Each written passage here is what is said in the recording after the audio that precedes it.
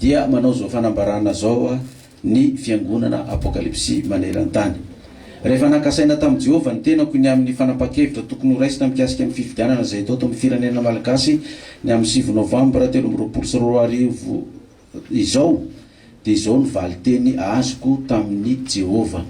Ambarako ampabe maso eto ho reny voaka malagasy rehetra. Voalohany, tsy mirotsaka ho fidiana filoham-pirenena amin'ny 7 novambra 2024 ny pasteur Mayol. Faharoa, tsy manohana kandida izay milatsaka ho fidiana ho filoham-pirenena ny fiangonana apokalipsy maneran-tany fa mijanona ho mpampiavana sy ho mpanelanelana raha ilain'ny voaka malagasy araka ny voalazan'ny Mateo 5:7 manao hoe sambatra ny mpampiavana fa izy no atao hoe zanak'Andriamanitra. Ka mba hialana amin'ny savorovorotsaina sy ny fanelezana tsao maro samihafa no antony anaovana izao fanambarana izao amintsika voaka malagasy rehetra, fa izay nilazain'i Jehovah tamiko ihany no lazaiko ka tsy afaka manoatra an'izay ny tenako.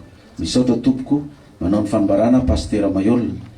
Amin'ny mahafiro nasionaly ZFFM manao tompoko, mety hoe hiala isitaka ao anatin'ilay ary-madavy zany ZFFM sa hoe manao ahoana? Ny azy zany efa izay zany lazain'i Jehovah hoe tsy manohana kandida, tsy mirotsaka ho fidiana, dia izay ihany ny teniko, dia izay ataony ZFFM ataony, izay ataony apokalipsy ao ataony, fa izay ihany ny teny lazain'i Jehovah, tsy mirotsaka ho fidiana sady tsy manohana kandida fa mijanona ho mpampiavana sy mpanelanelana.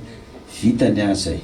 Ary zahatra amin'izay tsy mbola niteny mihitsy, tsy mbola niteny ny amin'ny fanohanana kandida, anareo tsy nahita na niteny, fa mety hitanareo angamba hoe nasaina teny amin'ny Palais des Sports, fanasana na tongavako tany, nasaina teny 26 juin teny Mahamasina, mandeha foana rehefa asain'ny mpitondra fanjakana, fa tsy mbola namoaka nevitra mihitsy hoe manohana kandida sa tsy manohana. Ny antony, ny andro ny valiteny tamin'i Jehovah hoe inona ny valiteny tany amin'ny Jehovah, mijanona amin'le hoe tsy mirotsaka ho fidiana ve sa manohana, sa hoe sa tsy mirotsaka ho fidiana no tsy manohana.